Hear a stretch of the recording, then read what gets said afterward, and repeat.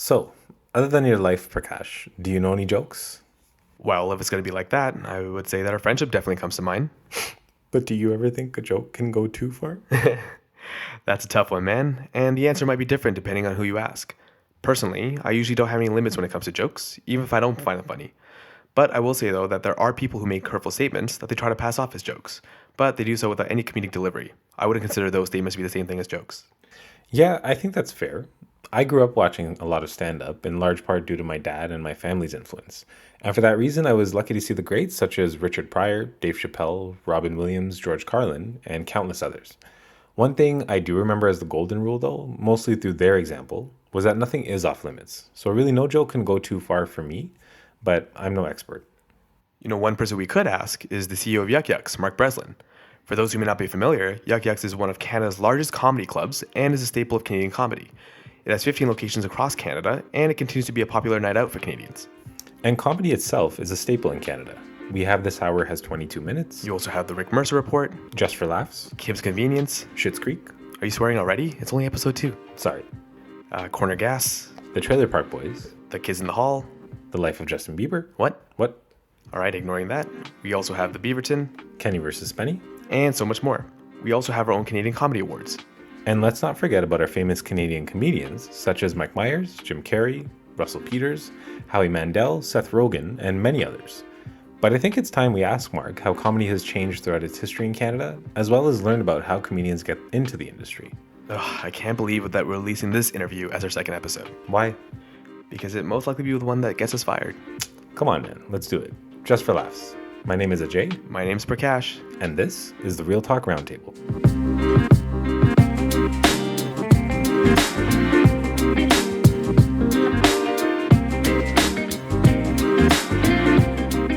Thanks again, everyone, for tuning in to another episode of the Real Talk Roundtable podcast. Today with us, we have Mr. Mark Breslin. Thank you again, Mark, for joining us. Yeah, well, I'm sitting here at a table, and I've got a microphone and two guys sitting across from me with microphones. I feel like I'm giving a federal deposition. You're used to this, though. Yeah, I guess I am. This is true. For those of you who don't know, and if you don't, then really you need to reevaluate things. Mark is the CEO and founder of Yuk Yuks Comedy Clubs, with 15 comedy clubs across Canada. He's also the founder and artistic director for the Humber College Comedy Program and a founding member of the Canadian Comedy Awards. He has acted as producer, executive producer, and story consultant for numerous television programs such as Late Night with John Rivers and Kenny vs. Penny, among others. He is an author, a columnist, and has also worked in radio as program director for Laugh Attack on Sirius XM Canada. Breslin is also a much sought-after public speaker. Selecting speaking arrangements have included universities, colleges, the American Comedy Institute in New York City, the Big Bear Comedy Workshop in LA, and many more. Lastly, in 2014, Breslin was named one of the 180 most influential people to have ever been born and raised in Toronto, and in 2017 was awarded the Order of Canada, the second highest honor for merit in the system of orders, decorations, and medals of Canada. It's a big deal, they tell me. So we here as well. What are your thoughts on it, though? Well, I'm not sure I could have predicted that, considering how humble my beginnings were. Opening up a dirty mouth to a room full of, 40 people in 1976. Everybody who I grew up with thought I had gone mad. All my friends were studying to be lawyers and doctors and professors, and here I was with my lousy BA from York University, which would probably prepare me to work for any taxi company in the world. And I'm opening up a dirty mouth for something that's never been done before. My parents are arguing over a pistol to decide who should shoot who first. Everybody thought I had completely lost my mind. So if you start there and you flash forward 43 years to this incredible honor, and I'm one of the few people in show business who have ever gotten this honor, let alone in comedy, and I am the first person ever in the field of stand-up comedy to ever get that honor. You really wouldn't have predicted it back in 1976. No. That is true, and while you certainly haven't lost your touch, nowadays, do you still introduce yourself as a comedian? Well, I'm not sure I ever introduced myself as a comedian. I have always believed in my individuality in a way that I could not be defined by any role or title. And so, was I a comedian? Well, yes, I was on stage for 20 years. So, yes, being a comedian is part of what I do, but being a businessman is part of what I do. Being a cultural politician is part of what I do. Being a writer is part of what I do. Being a broadcaster is part of what I do. Being a social worker is part of what I do because I really try to help people's lives. So, one of the things that can keep you doing ostensibly the same thing for 43 years is that you're not really doing the same thing for 43 years. This is true. But before all that came comedy. And so maybe you could help us understand, how did you get into comedy? Well, there are people who they know all their lives, ever since they're little kids. They go, I want to be a comedian. I want to do that. People would sit and watch the Ed Sullivan Show, and the comedian would go on and say, I want to do that. I never even thought that way. It never crossed my mind. I never thought of being in the comedy business until I was in the comedy business. I thought I would write. I thought I would be a good, serious novelist. I loved books. I loved thought. I came from a kind of alternative background at the time in the 70s. And this is where I thought I was going to go. But when I worked at Harborfront, and I got that job by accident, I was exposed to a whole group of comics that I just fell in love with. And I started a comedy night there. And that may seem like nothing, but this had never been done in Toronto. There were no comedy nights. Right. And the people who got up there, it was a different kind of comedy than people were used to in Toronto. It was very personal. It was completely uncensored. And I thought, they were speaking my language. And so I started to host those nights. And as I was hosting those nights, I was doing a little material here and there. And then the material got bigger. And actually, I realized 2 years later, I actually had an act. Though it wasn't an act that they were going to put on CBC. Believe me. It was really, really transgressive. And I think to this day, I had one of the most transgressive acts that has ever been done on a Toronto stage. We had cops coming in to watch what I do to see if they should charge me. That's how bad it was to the general public then. We definitely drew a line in the sand and said, either you're hip enough to love this or you shouldn't be here. So you were public enemy number one at one point. I was enemy number one. I mean, there were all kinds of, show business things that would not accept me. I don't know what they thought I would do. I'm a well-bred boy from Forest Hill. I don't know what they thought I would do. But that's how scary. I was a scary guy. And the people who are listening to this can't see me, but I'm 5'2". And, wearing a nice cashmere sweater. So I never understood the scariness because to me it was all a prank. It was all a put on. It was all an act. Right. But people took that act really seriously.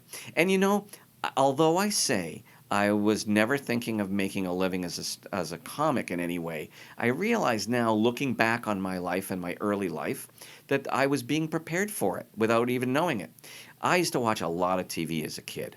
And I really watched every sitcom. I watched every classic sitcom you can imagine. I would watch, for 4 or 5 hours a night, every night when I was 9, 10, 11, 12 years old. And I think all those comic structures kind of settled in the back of my brain, and I kind of knew what these things were, and I listened to a lot of comedy on records because that's what you did then.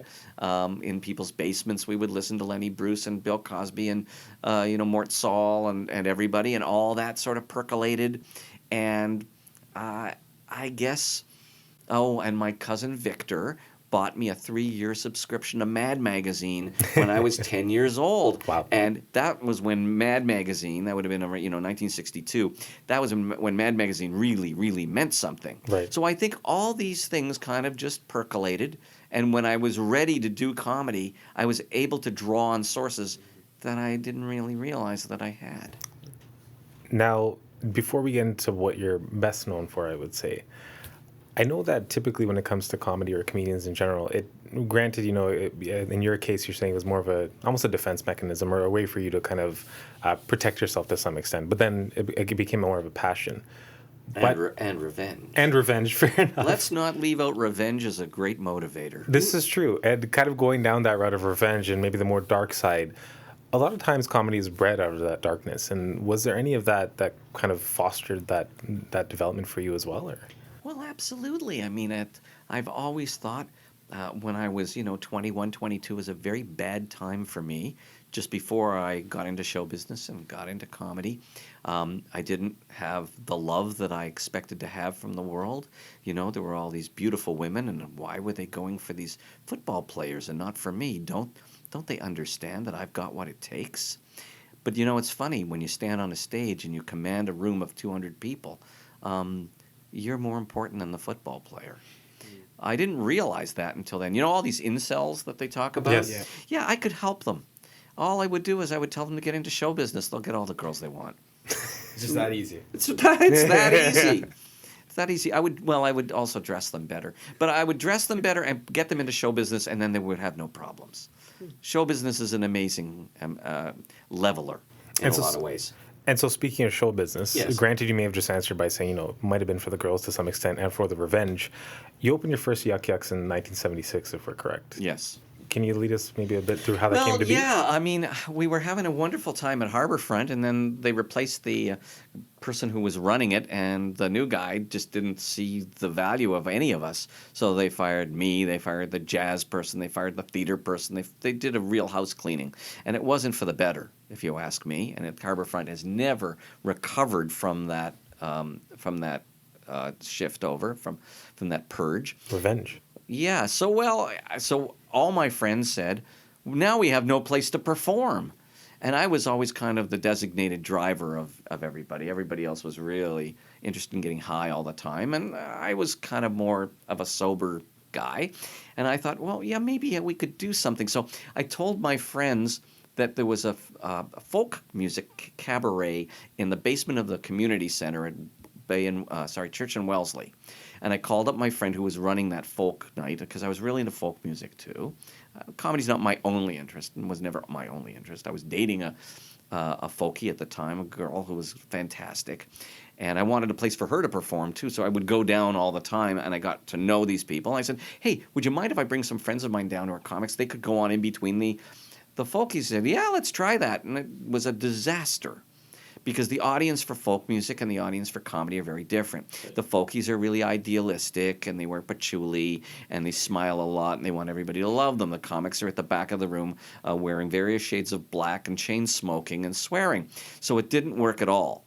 However, I had my best idea out of that failure, because failure often breeds success.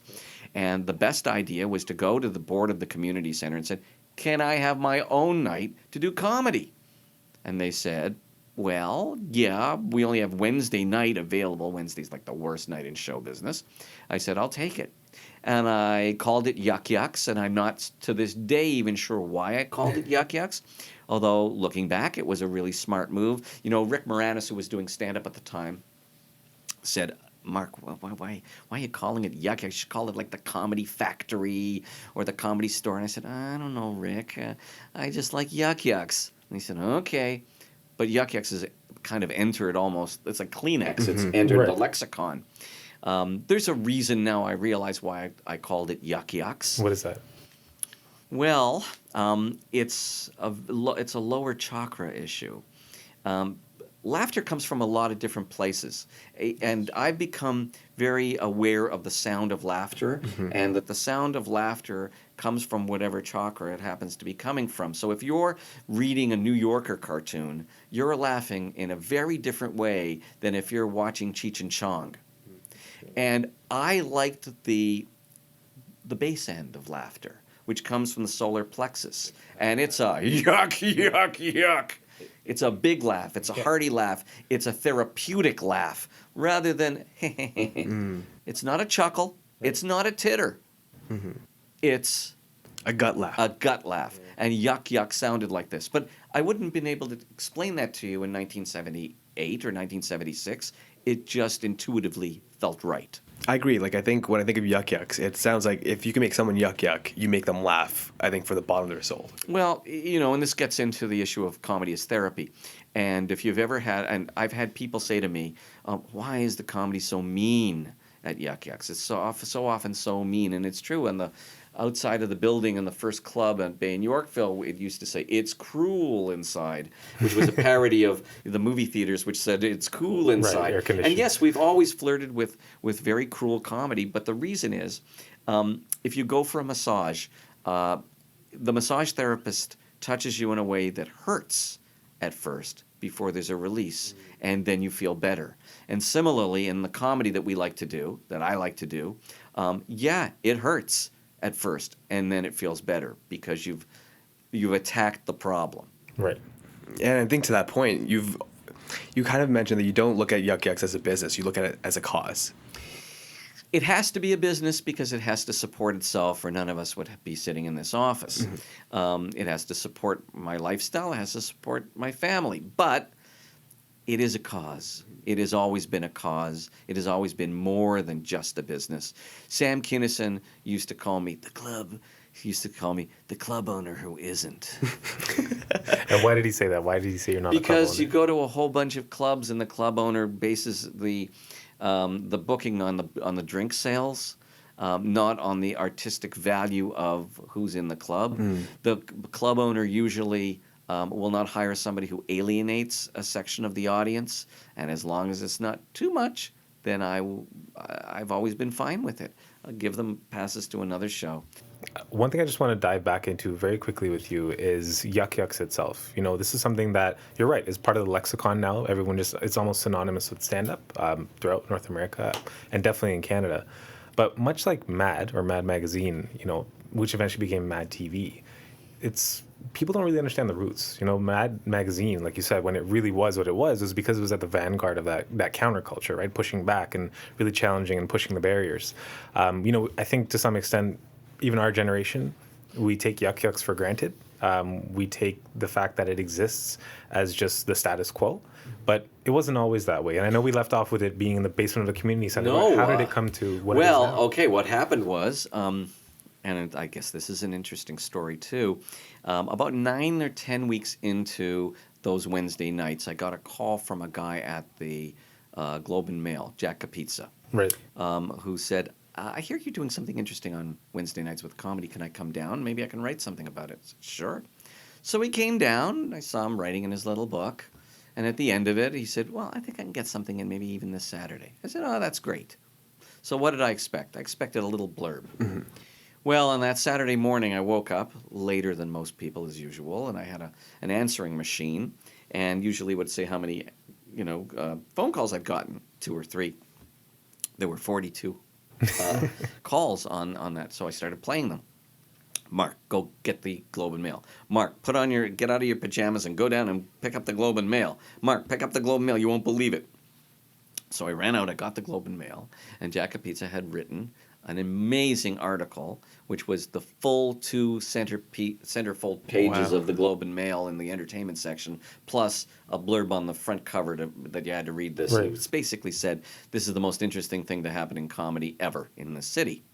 So the next week, on the Wednesday, I went down to the club, usually an hour early to set up, as I usually do. And instead of 40 people waiting in line to get in, there were over 900. And it never let up from there. But that's not the end of that story. Right. I had a friend who came from a real business background, and he was studying business at Stanford. And he came back to town in the summer, and he said, what are you doing? And I said, well, actually, I'm operating and performing in a comedy show. He said, what? I said, yeah, you want to come see it? Sure. So he comes to see it, and I said, what'd you think? He said, I'm not a big comedy fan, but you have a business here. And I said, I do? He said, yeah, let me set you up. Well, we're going to raise some money. We're going to get a bank account. We're going to do all the things that you have to do. We'll find a space for you. And it took about a year. But we found the space at Bay in Yorkville, bashed out the walls. It was 3 boutiques. We bashed out the walls, painted the whole thing black, so it would be like a theater. And we opened up, and it was packed from day one. But not everybody who came liked it, because not everybody understood what comedy was as I thought. As you understood. They right. thought they were going to come see Red Skelton or something. And instead, they got me. and Paul Mandel, and a lot of, not Howie, Paul Mandel, and a lot of people who were really crazed, marginal types who would say anything. There was no censorship whatsoever, and we would lose a third of the audience, a full third of the audience. And they would usually walk out when I was on stage because they wanted to make their point. The people would leave, and then, of course, they would never believe that I was actually the owner. So, a week later, I'd get a letter in the mail.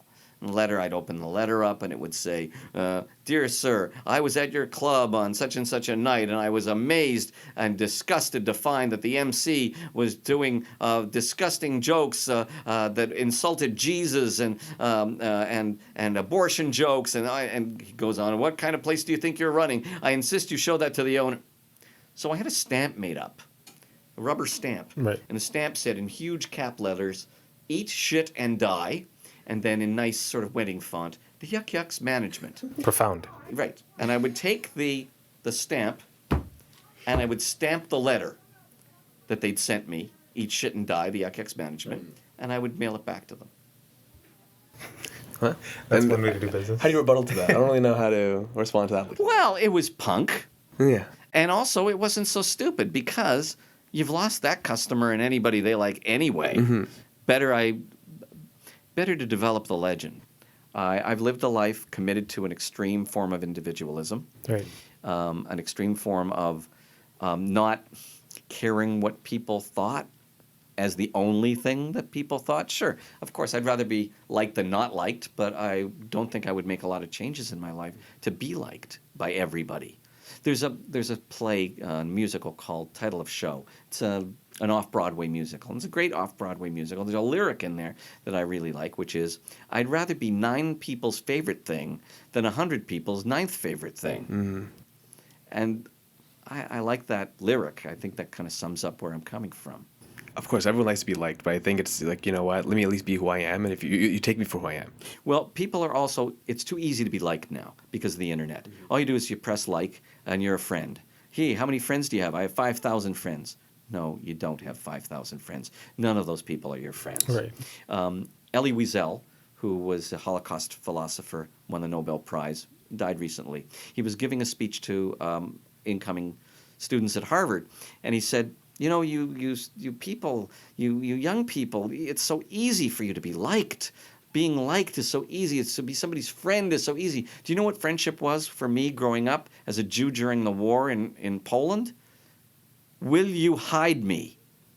That was a friend. And I have very good friendships that go back, decades and decades, and my friends would hide me, and I would hide my friends. And I don't think you can count on those 5,000 people to do those things for you now. All they have to do is press like. Yeah. It's just No. ridiculous. And so I guess to that point, you've mentioned the internet. Like, how do you think the internet's changed comedy? Well, everybody thinks they've got a following now because everybody does. The following may only be 8 people, but hey, they've got a following.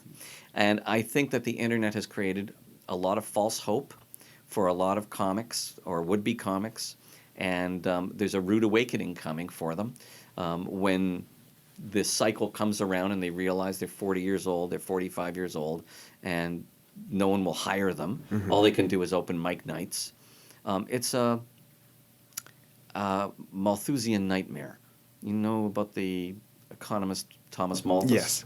Okay, so Malthus in the 1700s had a curve. It was actually 2 curves. And the first curve was an arithmetic curve, and the second curve was geometric. The geometric curve showed how resources would outstrip, how population would outstrip resources.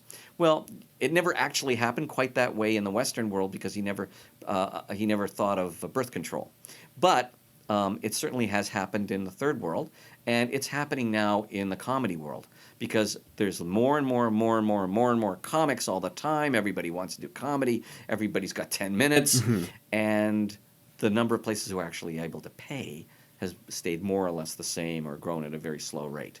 So you're just having that gap is getting bigger and bigger and bigger and bigger. And I think a lot of people are going to be very disappointed in the next decade. So I guess you're saying that the barriers of entry have become so low that you have so many people, the noise of comedians is quite high, so that to actually make it, you actually have to be like the top of your craft.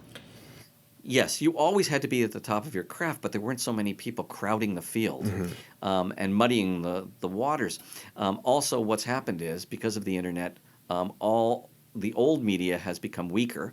So the getting somebody who's like a Jerry Seinfeld is becoming much less likely because everything's become fragmented. So it's kind of like what's happened in popular music, where somebody will have 3 hits and then they're gone. Where are they? They're finished. Do you think that's because of comedy, or do you think that people's attention spans have changed, that they need things to be extreme to get their attention? It's too easy to have access to too much. There's too much choice now. And because there's too much choice, see, I actually am so old-fashioned that I actually believe in the notion of gatekeepers, cultural gatekeepers who would, call the herd, in a sense, so that the audience had a reasonable number of choices to choose from. Now there's an unreasonable number of choices so that nothing gets chosen. And I mean, I would even argue that there's not necessarily quality control either, right? I mean, just votes of the majority does not necessarily mean that something is truly comedy or quality material, right? I mean, like you were talking about when it comes to popular music, I mean, the control back in the day was not just gatekeepers, it was the financial restrictions. I mean, if you wanted to get your music out there, you had to, one, get a production company or a record label to actually listen to your demo, choose to finance your demo, print promo copies. I mean, there was so much behind it. You can attack that model as being anti-democratic, and it is. But the good part of the anti-democratic part of it is that it actually increased the potential of quality. Right. I mean, I don't want to be one of those old guys who says, I haven't listened to any music since 1990, but frankly, I haven't listened to any music since 1990. And I'll play my 8-year-old stuff that's on the radio now, and I'll play him the stuff from the 60s and 70s, and he knows the difference. Right. And the same thing is happening in comedy. It's become really ephemeral, very throwaway. There's no new George Carlin. Yes, that's and true. I'm not sure there ever will be. There's a lot of people doing a lot of little cool things, and that's not quite what it should be. There are no new real superstars of comedy. But do you feel that's only attributed to, I guess, the level of access that people have, or is it also because of the fact that comedians such as yourself and those who you've helped support and build careers with, you kind of paved the way in terms of normalizing a counterculture, making it a little bit more acceptable. And that's a good way of putting it. Right. Now it almost seems that counterculture is the norm. It has become mainstream. It's become mainstream to seem to be outside of the ordinary, to the extent to which it now isn't so unordinary. Yes, it's a very good point. I mean, I think this is. I think there's an art critic who talks about the shock of the new, and how it's almost impossible to shock anymore. So because that shock factor isn't there anymore, it doesn't have the power of something new anymore. And I remember doing comedy, even myself. We'd go out to Edmonton to open up our club. What kind of comedy do you think they'd seen in Edmonton? Almost nothing. And I would go on and I would do stuff that, I don't know, it wasn't even really shocking. And people would just be covering their mouths, and their eyes would be agape, and they would be just in complete shock and delight. But you won't find that now. You won't find that now. I think people are desensitized to it. Yes, they're desensitized to what comedy should be doing. Now, granted, it's a different world, but I mean, some of the comedians that have come through your clubs, just using one example, let's say Russell Peters, right? I mean, he's an often used example. The reason I focus on him, though, is that, I mean, he built his career in a time where social media wasn't the thing yet. YouTube wasn't the thing yet. He still managed to translate that talent into the social media era. Oh, he's one of the first. One of the first, right? So then my question to you is, I mean, you obviously still have a viable business model. You're building 2 new clubs, Oshawa, Burlington being the new locations. So there's still an appetite for that. But do you feel that building comedians that way still translates into what could become superstars? Because I've seen you, I've also heard that your opinions on, performing for stadium-sized crowds, it's not the same thing, and it's not as intimate as, stand-up comedy in a room of 200 people crammed to the stage. I mean, I've seen Russell Peters in a room full of 200 people. Right. And I've seen Russell Peters in a room of 20,000 people. And to me, he's funnier in a room full of 200 people. Because you can't do anything subtle in a room of 20,000 people. And comedy depends on some subtlety. Russell has that ability. But, of course, who wants to turn down, half a million dollars a night? Mm-hmm. But, you see this in the Kevin Hart stuff on Netflix, and he can't wait to find an even bigger arena to do. But bigger doesn't necessarily mean better. I think that there's a sweet spot for comedy, which is not too small, not too big.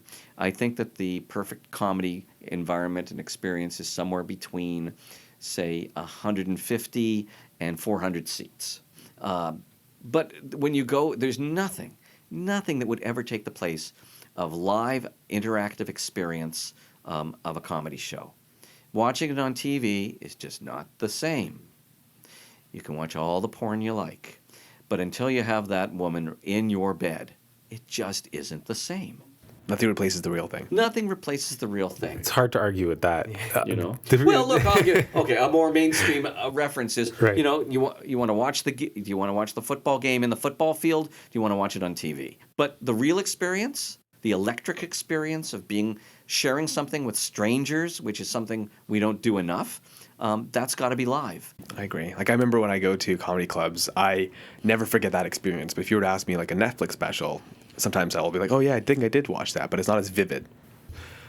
How do you tell the real talent now? How do you tell who's really a superstar? Well, not necessarily a superstar, but who's really a good comedian? How do you define good comedy these days? You look for a lot of different markers. The first thing, of course, is originality. Originality is the most important thing. If you feel like you've heard the jokes before, well, you don't laugh at them. So you're looking for people who are good writers. So I would say it's more important than somebody being a good writer than a good performer, because a good writer can learn to perform, but a good performer can't necessarily learn how to write. Right. Write and think and see comedy. So that's really, really important. Then you want somebody who has a big personality. Personality often includes what I'll call a comic flaw. This is a technical term. Comic flaw means something in their act which as a real person would be kind of obnoxious, but as a comic, it's funny. Right. I'll give you examples.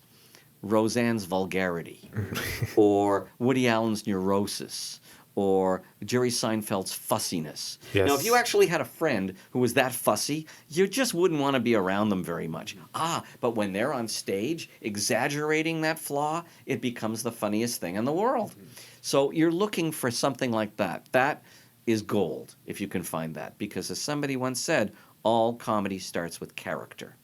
So just shifting gears a bit, away a little bit from the human side of things or the personality side of things, just focusing a little bit more on the technology, not necessarily social media alone, but that coupled with, I would say, ubiquity and access. So comedians like Dave Chappelle is one of many who has fans lock away their cell phones during a show.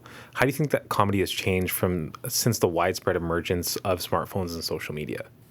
Well, we don't ask anybody to do that at Yuk Yuks. No, and I noticed that. We have people actually shooting comics while they're working, and unless the comic has said to me specifically, don't let anybody do that, we just don't get in their way. Sometimes the comic likes that.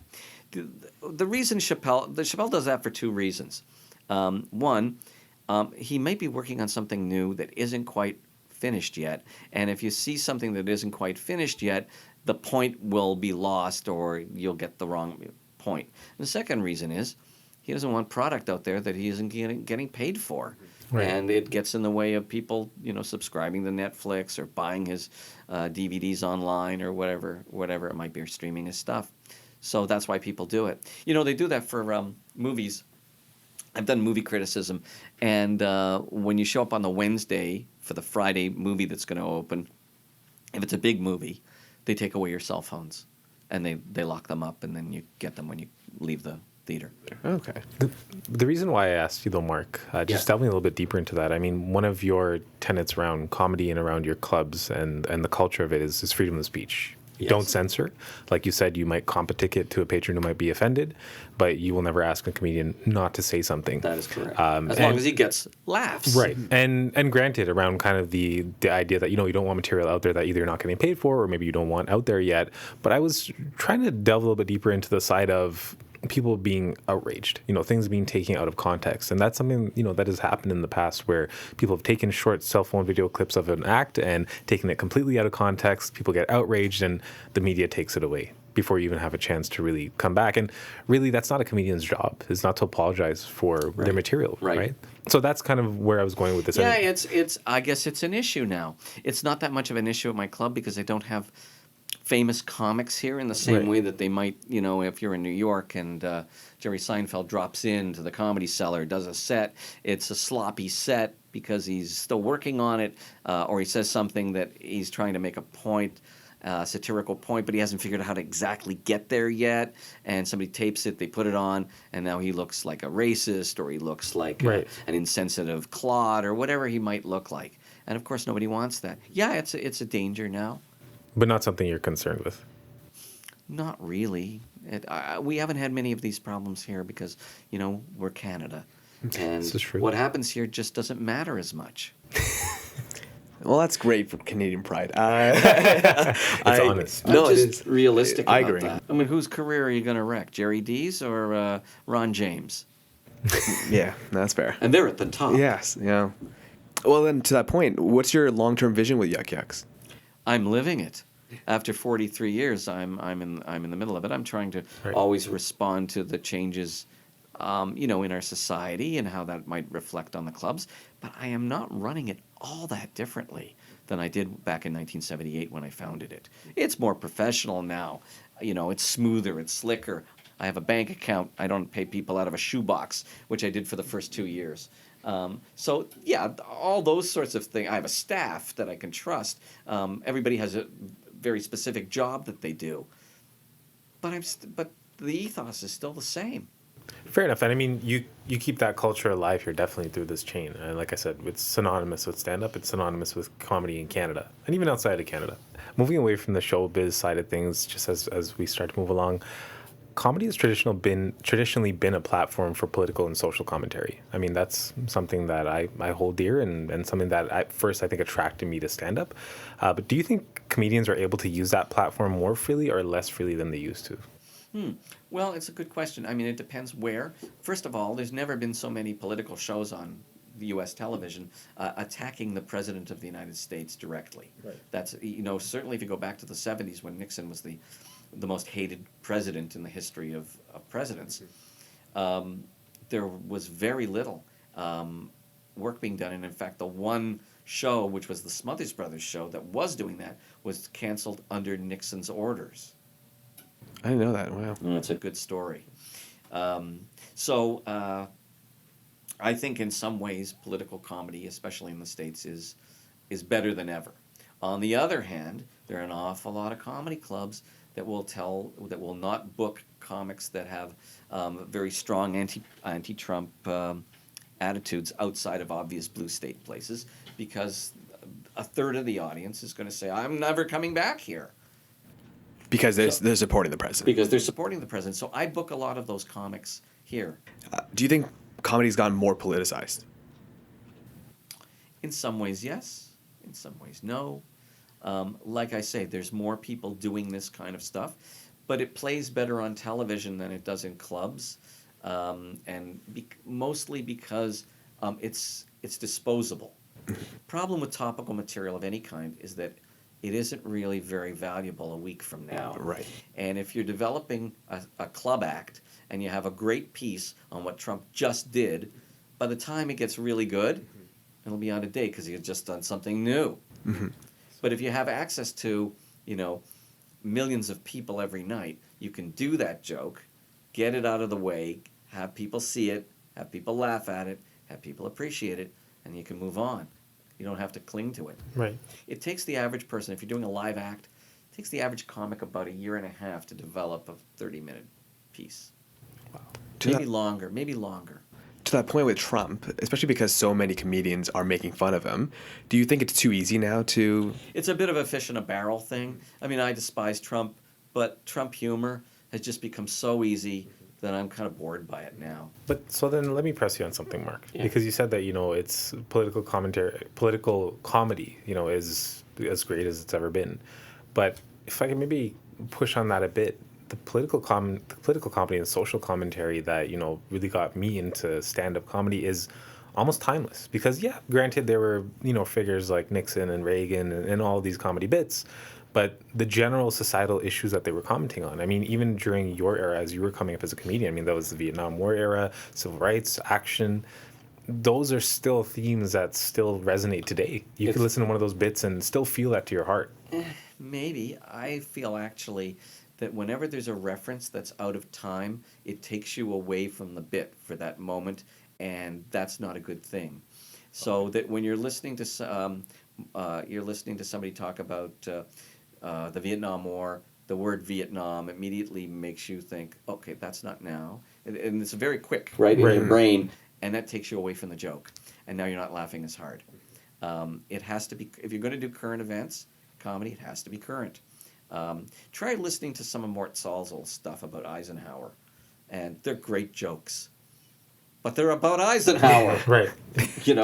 So yes, I guess the theme of the military-industrial complex still holds, but you're not really thinking about that. You're thinking about it's about Eisenhower. Right. He's talking about a dead guy. It just doesn't have the same resonance.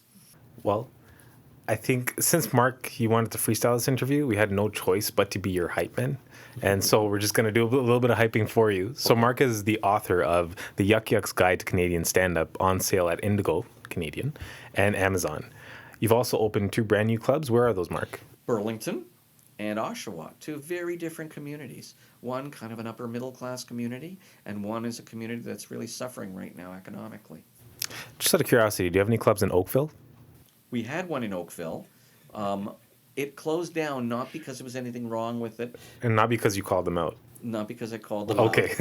out. No, sometimes clubs close for reasons that have nothing to do with the club. That whole building we were in was expropriated and turned into something else, and there wasn't another appropriate deal. So. Fair enough. And to be honest, we're just poking fun, and that's all we can really say about Century Mark. It's been fun. Okay. It's been a privilege. And thank you so much for taking the time to kind of walk us through your career, the state of stand-up right now, the state of comedy. And like we said, can't really figure out who better to comment on that at this point in time. But we really appreciate, I guess, the unfiltered content and kind of giving us your raw opinion. And to be honest, in doing our research, we knew you were going to give us that regardless. And so thanks for staying on brand. I don't think I could do anything else. But be you. Yeah. Yeah. Well, once again, thank you, Mark. Okay, thanks.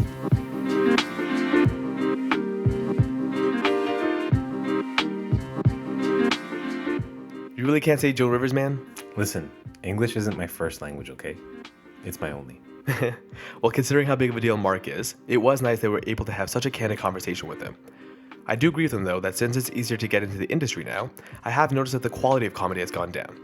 And while I'm bored by the daily Trump jokes as well, I actually do find it to be objectively funny. And you gotta admit that Trump does make it too easy in giving late-night comedians fresh new material every day. What did you think of Mark's argument that comedians should have no filter, and to treat comedy like the free market? Yeah, I don't think comedians should have a filter either. I think that if there's an audience that wants to hear it, then in the spirit of free speech, who should stop them? With respect to political comedy, though, I do see Mark's point about losing the audience to dated references, but when the comedy is more about themes rather than dates or names, I think it still resonates. I'd reckon that Dave Chappelle's sketch about police brutality and racial profiling in the US is just as relevant today as it was when he recorded it 20 years ago. I don't know about that, buddy. I think we solved racism already. But all jokes aside, whether or not you agree with any of the points brought up in the episode, we do hope that you enjoyed listening and hopefully learned a thing or two.